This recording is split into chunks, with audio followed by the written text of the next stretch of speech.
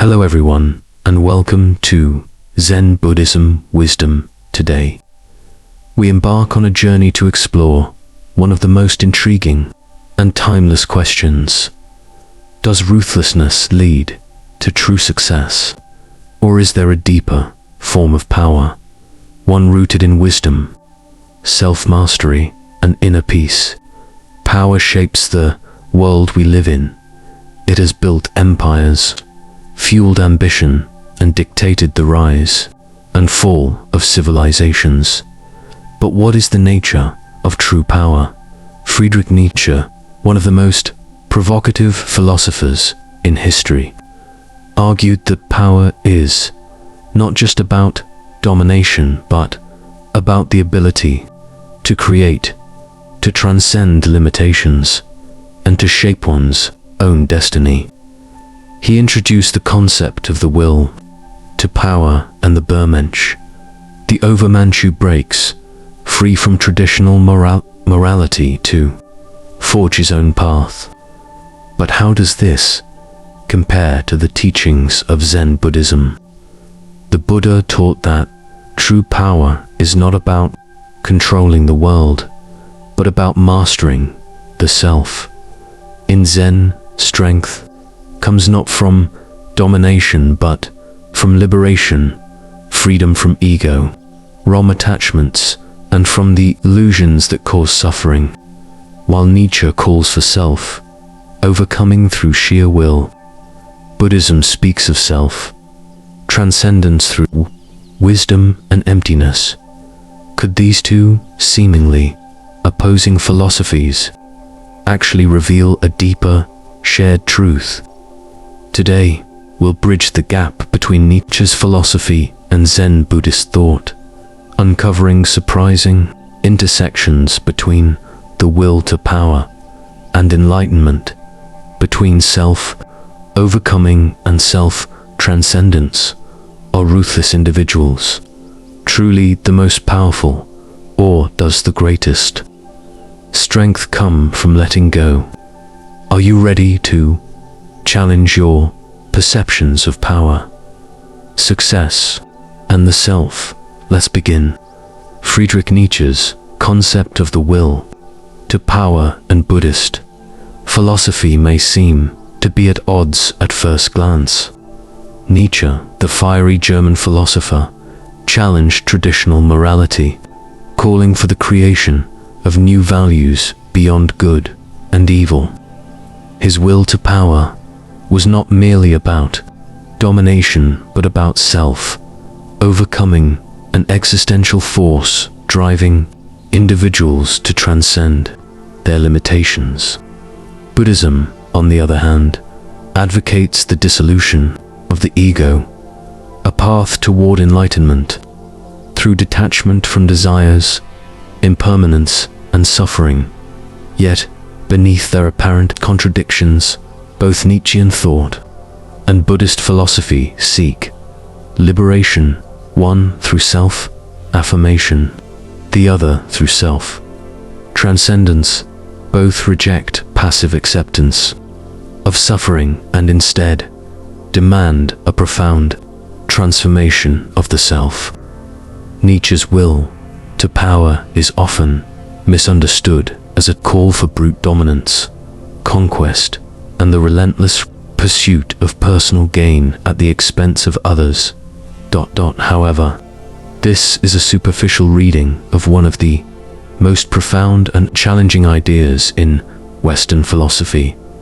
Nietzsche's concept of power is not about mere external control or ruthless ambition. It is about the capacity to create, to affirm life in its fullest sense, and to rise above mediocrity. True power, for Nietzsche, is not about subjugating others, but about mastering oneself, transcending the limitations imposed by fear, conventional morality, and societal conditioning. This vision is most powerfully expressed in Thus Spoke Zarathustra, where Nietzsche introduces the figure of the Overman, a being who has liberated himself from inherited dogma outdated moral structures, and the psychological chains of guilt and submission. The overman does not passively accept the values imposed by society, but actively creates his own. He is not shackled by the burdens of tradition, but instead forges a new path, embodying self, overcoming and radical self-affirmation. Nietzsche's critique of slave morality, particularly in Christianity, reveals his belief that conventional morality fosters weakness rather than strength. He saw Christian ethics centered around meekness, humility, and guilt as a means of keeping humanity in a state of passivity, encouraging people to accept suffering rather than transcend it. For Nietzsche, waiting for salvation was an act of resignation, a deferral of personal power. Instead, he called for a new morality, one grounded in strength, creativity, and the unflinching embrace of life in all its complexity. At first glance, Nietzsche's overman seems to stand in stark contrast to Buddhist ideals. The overman is a figure of supreme self-assertion, while Buddhism often emphasizes selflessness, non-attachment, and the dissolution of ego. However, upon closer examination, there is a striking parallel between Nietzsche's overman and the Mahayana Buddhist concept of the Bodhisattva. In Mahayana Buddhism, the Bodhisattva is not one who simply escapes suffering for his own liberation. Rather, he attains enlightenment, but chooses to remain in the world, guiding others toward awakening. Unlike Nietzsche's overman, who primarily affirms himself, the Bodhisattva extends his realization to all beings. Yet both figures share a crucial quality. They are not bound by external forces, nor do they live according to the dictates of conventional morality. Instead, they carve their own path, driven by an inner force that propels them beyond mediocrity and fear. The Bodhisattva and the overman represent two different but equally radical responses to the problem of suffering and human limitation. Nietzsche sees suffering as something to be embraced, even loved, as the forge of greatness. His concept of amor fati, the love of fate, demands that we accept every hardship as a necessary part of our journey towards self-overcoming. In contrast, the Bodhisattva seeks to understand suffering deeply, to dissolve the attachments that cause it, and to help others do the same.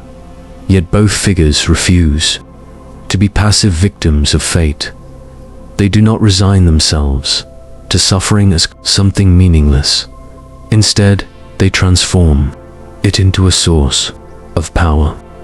This is where Nietzsche and Buddhism unexpectedly converge. The overman does not simply seek power in a crude, external sense. He seeks the power to shape his own existence, to become a creator of meaning rather than a passive recipient of inherited values. Likewise, the Bodhisattva does not seek to annihilate the self in a nihilistic sense. Rather, he seeks to go beyond the illusions of self and suffering, acting with supreme freedom. In both cases, there is a movement beyond conventional morality. Nietzsche's overman rejects the morality of submission, while the Bodhisattva moves beyond the dualistic notions of good and evil, acting spontaneously out of wisdom rather than adherence to fixed rules. Both figures embody the idea that true liberation does not come from passive acceptance, but from an active engagement with life, a willingness to go beyond fear beyond comfort and beyond the limitations of the conditioned mind. Thus, while Nietzsche and Buddhism may seem to offer opposite paths, one emphasizing self-assertion, the other self-transcendence, they ultimately lead to a similar destination, a state of radical freedom beyond the constraints of ordinary human existence. In this light, Nietzsche's will to power and the Buddhist path to enlightenment are not enemies, but different expressions of the same fundamental truth. Buddhism, particularly in its Zen form, presents a radical challenge to the very foundation of human identity. It teaches that suffering arises from attachment to desires, to fleeting emotions, to external circumstances, and most crucially, to the illusion of a fixed self. The ego, which we cling to so fiercely, is not an unchanging essence, but rather a construction, a temporary aggregation of thoughts, habits, and conditioned patterns. To awaken, according to Buddhist teachings, is to see through this illusion, to dissolve the rigid boundaries of selfhood, and to realize that existence is an ever-changing flow rather than a static entity. Nietzsche, though often positioned as a champion of the individual, also challenges the idea of a fixed identity. He warns against the dangers of stagnation, of clinging to old definitions of the self, and of being trapped in inherited moral frameworks. His concept of eternal recurrence, the idea that one must live as if they would repeat their life eternally, demands an unflinching acceptance of impermanence. This aligns closely with the Buddhist doctrine of anicca, the fundamental truth that all things, including the self, are in constant flux. For both Nietzsche and Buddhism, suffering arises when one resists this truth, when one attempts to solidify what is inherently transient. Yet, while Buddhism advocates the dissolution of the ego, Nietzsche glorifies the assertion of the self. This seems, at first glance, like an irreconcilable contradiction. The Buddhist path appears to move toward selflessness, while Nietzsche's path moves toward radical self-affirmation. But are these ideas truly opposed, or could it be that they are two perspectives on the same fundamental process of liberation? Buddhism does not promote self-negation in the sense of passivity or nihilism. Rather, it seeks to dissolve the rigid ego in order to allow for true freedom. The Buddhist sage does not become a void, but instead realizes the flexibility of existence, moving through life with a spontaneous, unburdened presence. Similarly, Nietzsche's will to power is not about clinging to the ego in a selfish or narcissistic way. Rather, it is about transformation. The Overman-Bermensch is not a tyrant, not a conqueror in the traditional sense, but a creator, someone who has freed themselves from the conditioning of society and who actively shapes their own existence. What Nietzsche criticizes in traditional morality, particularly in Christianity, is its tendency to suppress the natural instincts of life, to make individuals feel guilty for their power and desires, and to instill a morality of submission. Buddhism, too, critiques attachment to fixed ideas of good and evil. The enlightened being does not act based on external rules, but out of direct perception and wisdom. Both Nietzsche and Buddhism call for a transcendence of inherited values, an overcoming of fear, and a direct engagement with life's impermanence. The overman and the enlightened being both embody a form of self. Overcoming the overman does not passively accept life, but actively affirms it, even in its suffering, even in its chaos. Likewise, the Buddhist sage does not run from suffering but understands it deeply, allowing it to dissolve through insight rather than resistance. While Nietzsche frames his philosophy in terms of strength, ambition, and the will to power, and Buddhism speaks of emptiness, nan, attachment, and enlightenment, both ultimately describe a state of radical freedom to go beyond suffering. Both traditions suggest one must cease being a victim of life's circumstances. One must stop reacting in fear and instead move with purpose, either through the creative assertion of the will to power or through the meditative clarity of non-attachment. But neither path is for the weak. To dissolve the ego, to truly see through its illusions, requires courage. It is easy to remain trapped in habitual ways of thinking, whether that be the moral guilt Nietzsche despised or the psychological attachments Buddhism seeks to dismantle. Liberation, whether through Nietzsche's self-overcoming or Buddhism's enlightenment, is something that must be earned.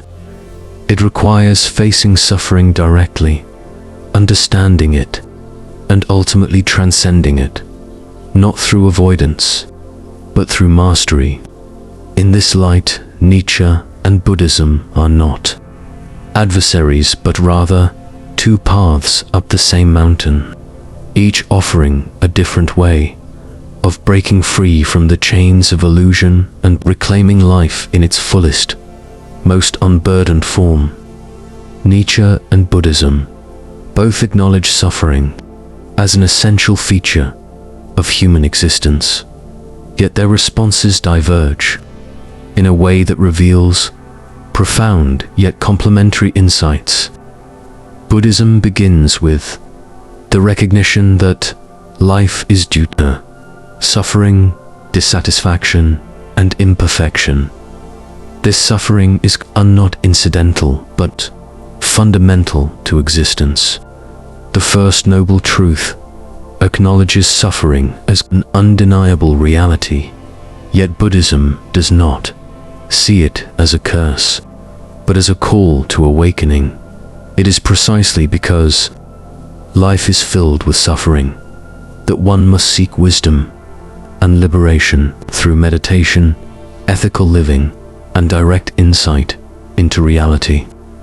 One gradually dissolves the causes of suffering and attains nirvana, a state beyond attachment, aversion, and illusion. Nietzsche, in contrast, fiercely rejects what he perceives as resignation in the face of suffering. He sees the world as inherently filled with struggle, but instead of escaping it, he insists that suffering should be embraced, even loved, as the very condition for greatness. He despises Schopenhauer's pessimistic view, which sees suffering as something to be negated or escaped. For Nietzsche, to recoil from suffering is to recoil from life itself. His concept of amor fati, love of fate, demands a full affirmation of life, not in spite of suffering, but because of it. Hardship is not an obstacle to be avoided. It is the crucible in which the strongest individuals are forged. Without struggle, there is no growth, no transcendence, no self. Overcoming. At first glance, Nietzsche's approach may seem opposed to the Buddhist path, which ultimately seeks the cessation of suffering. However, a deeper examination reveals a striking harmony between them. Zen Buddhism, in particular, does not reject suffering as something to be feared or avoided, but as something to be understood and integrated. Unlike the common misconception that Buddhism seeks annihilation or escape, Zen teaches a radical confrontation with suffering. The Zen master does not instruct the student to turn away from pain, but to fully inhabit it, to observe it without resistance, and in doing so, to dissolve its grip. Instead of repressing or rejecting suffering, one sees through its nature, realizing that it arises due to attachment and ignorance. Nietzsche's will to power expresses a similar principle.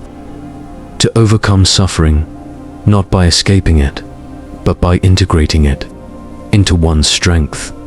The great individual is born not one who avoids pain, but one who uses it as raw material for transformation. The overman does not shrink from suffering, but transcends it by converting it into creative energy. Similarly, the enlightened being in Buddhism does not avoid suffering, but perceives it so clearly that its illusions lose their hold. The Buddha and the overman both go beyond suffering, not through resignation, but through deep understanding and mastery. However, a key distinction remains. Nietzsche's affirmation of suffering is inextricably tied to his vision of becoming, of continually striving toward higher states of power and self. Overcoming Buddhism, while also emphasizing transformation, ultimately aims at cessation, the cessation of suffering, attachment, and egoic illusions. Yet, these two perspectives may not be as contradictory as they seem in Zen. Enlightenment is not a passive state, but an awakened engagement with reality. The enlightened being does not retreat from the world.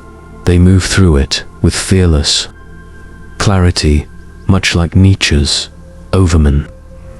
Both figures represent a transcendence of suffering, not by denial or avoidance, but by mastery.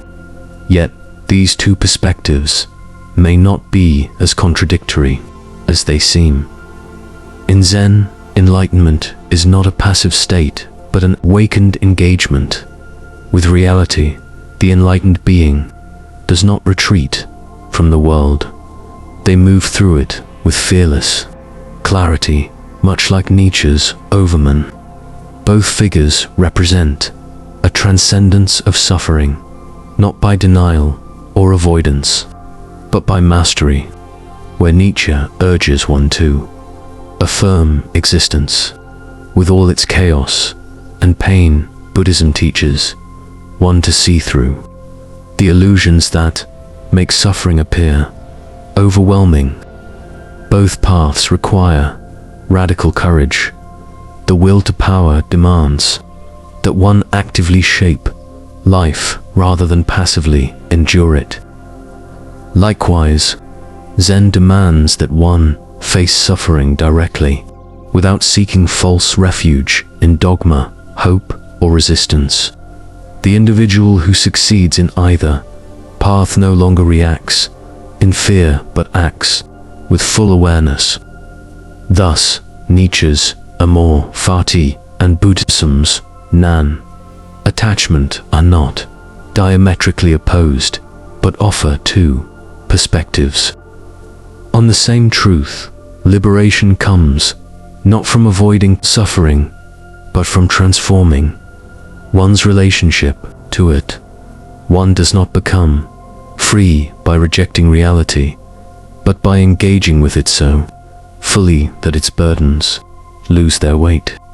Whether through the fierce affirmation of Nietzsche or the meditative clarity of Zen, both paths lead to the same destination, beyond suffering, beyond illusion, into a state of ultimate mastery over life. Whether through the fierce affirmation of Nietzsche or the meditative clarity of Zen, both paths lead to the same destination, beyond suffering, beyond illusion, into a state of ultimate mastery over life. Nietzsche's Beyond Good and Evil is a direct assault on conventional morality. He argues that moral categories such as good and evil are not absolute truths, but social constructs designed to restrain human potential. Traditional morality, particularly that rooted in Christianity, serves as a mechanism of control, reinforcing weakness rather than cultivating strength.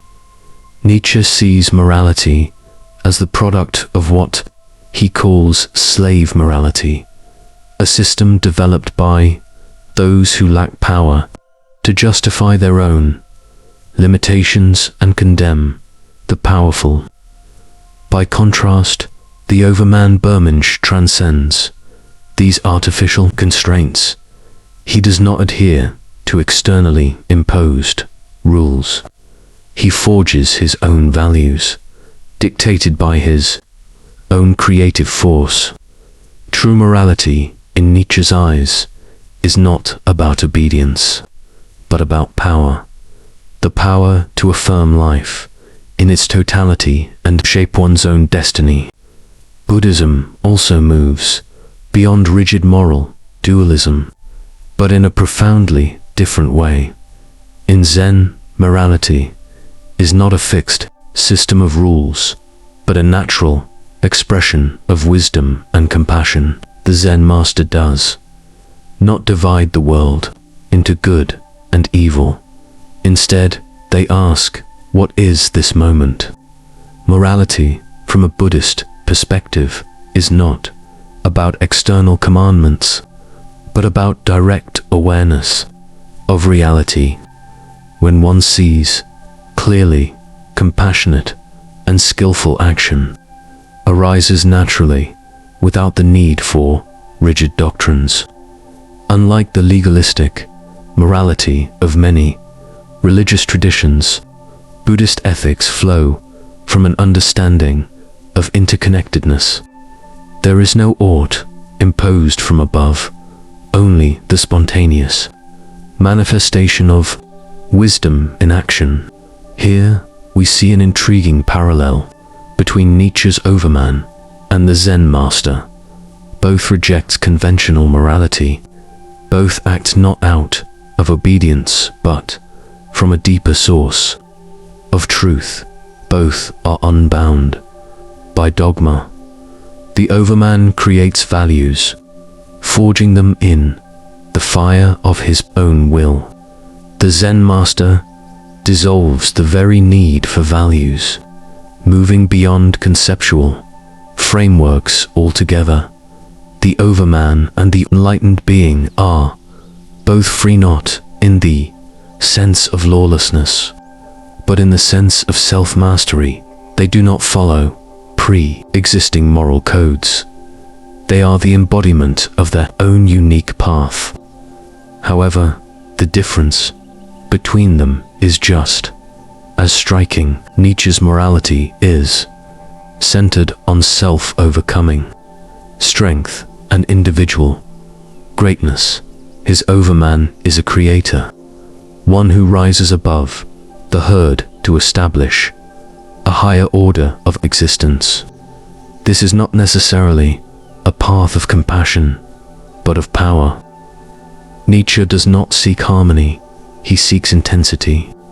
He does not dissolve the self, he seeks to magnify it, to make it stronger, more resilient, more fearless.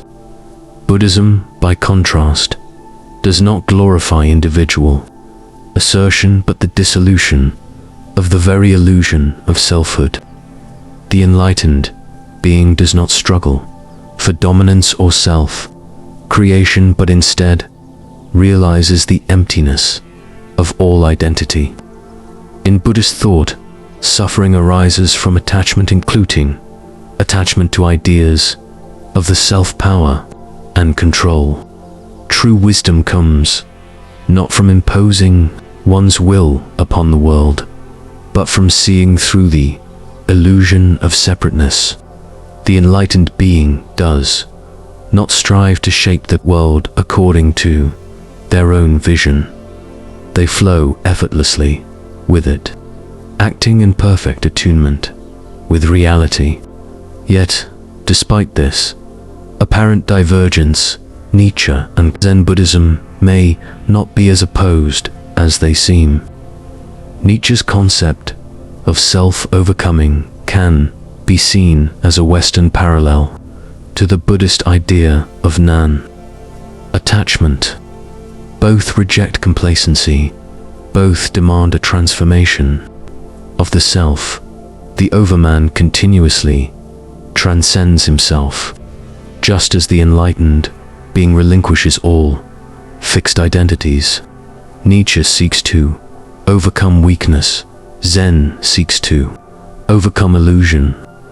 But in both cases, the result is a state of profound liberation, a being who is no longer bound by external limitations, whether imposed by society, morality, or fear.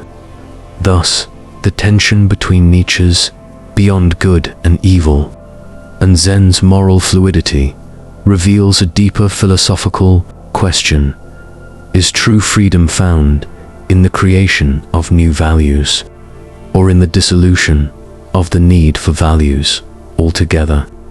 Nietzsche urges us to take up the hammer and forge a new morality for ourselves. Zen asks us to let go of the hammer, to see that there was never anything to destroy in the first place. One path is fire, the other is emptiness, and yet, in the end, both lead beyond the prison of conventional morality toward a state of radical freedom, mastery, and transcendence. Nietzsche's concept of eternal recurrence is one of his most profound and unsettling ideas. It is not merely a metaphysical speculation, but an existential challenge. Imagine, he suggests, that you must live this exact life with every joy and every sorrow, every triumph and every mistake, over and over again for eternity. Would you despair, crushed under the weight of an inescapable fate? Or would you embrace it, affirming every moment with such intensity that you would willingly choose to relive your existence eternally? The idea is not about whether this recurrence actually happens in a literal sense. It is a psychological and ethical test to live as if every moment will return. Infinitely forces an individual to take full responsibility for their actions, to strip away self, deception, regret, and hesitation, and to engage with life in the most complete and fearless way possible. In Buddhism, the concept of samsara also describes a cycle of repetition, an endless loop of birth, death, and rebirth, governed by karma. Unlike Nietzsche's eternal recurrence, which is framed as a test of self-affirmation, samsara is the condition of suffering to be transcended. The Buddha taught that beings are caught in this cycle due to their attachments, cravings, and ignorance. Birth leads to suffering, suffering leads to craving, craving leads to rebirth, and the cycle continues. Liberation nirvana is achieved not by affirming samsara, but by awakening to its illusory nature, by seeing through the false self and the attachments that perpetuate suffering. At first glance, these two ideas seem to contradict each other. Nietzsche asks us to say yes to life, to embrace even the darkest moments, to love fate. Buddhism, on the other hand, seeks to free us from the bondage of cyclic existence, revealing that what we perceive as life is an illusion created by the mind. Nietzsche's vision is one of heroic struggle, while Buddhism offers a path of release. Yet, beneath the surface, there is a deeper resonance between the two. Both reject escapism. Nietzsche dismisses the idea of retreating into religious salvation or metaphysical consolations.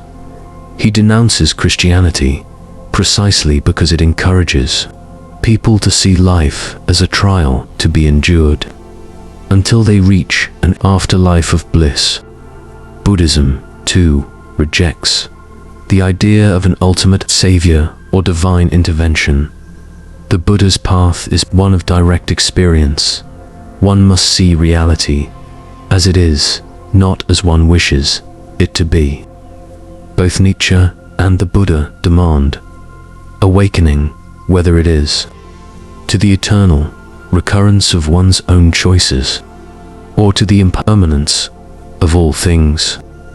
Furthermore, both philosophies force the individual to confront the weight of existence without relying on external salvation. Nietzsche asks, if this is your only life, how will you live it? Buddhism asks, if everything is impermanent, how will you respond? In both cases, there is a stripping away of illusion. Nietzsche's eternal recurrence reveals the importance of each moment, compelling us to live fully and deliberately. Buddhism's teaching of anicca, impermanence, similarly shatters complacency, revealing that clinging to the past or future is futile. The only place to awaken, the only place to act, is now. There is also an implicit transformation in both ideas. Nietzsche's challenge is not to passively accept eternal recurrence, but to transform one's life so completely that one would want to live it again and again. Likewise, the Buddhist path is not about resigning oneself to samsara, but about transforming one's mind to awaken from it. The differences in their respective directions. Nietzsche's path is one of ever-increasing self, overcoming, forging new values and higher states of being. Buddhism's path is one of letting go, dissolving the illusion of a fixed self and the attachments that bind us to suffering. However, there is a fascinating space where these two ideas intersect. Zen Buddhism, in particular, offers an interpretation of samsara that is strikingly Nietzschean. In Zen, enlightenment is not found in escaping life, but in fully entering it. Samsara and nirvana are not two separate realms. The awakened being sees through the illusion of separation. Life, in all its rawness, becomes the very ground of awakening. The Zen master does not seek to escape the world. He fully inhabits it, seeing it with fresh eyes in every moment. This perspective aligns closely with Nietzsche's ideal of amor fati, the love of fate. To see each moment as perfect in itself, to accept existence without resentment, to say yes even to suffering. This is the highest form of power, whether in the language of Nietzsche or in the paradoxical wisdom of Zen. Thus, while Nietzsche and Buddhism seem to move in opposite directions, one embracing life's recurrence, the other seeking to transcend it, both ultimately point to the same radical awakening, to live as if every moment returns eternally, or to live with the full awareness that every moment is fleeting. Both demand that we stop living half-heartedly, whether one follows Nietzsche's path of fiery self-affirmation or the Buddha's path of stillness and insight. The destination is the same: a life fully inhabited, fearlessly engaged, and free from illusion. Nietzsche and Buddhism, though seemingly opposed, share a profound intersection. Both reject traditional notions of morality that encourage passivity. Both demand a radical transformation of the self.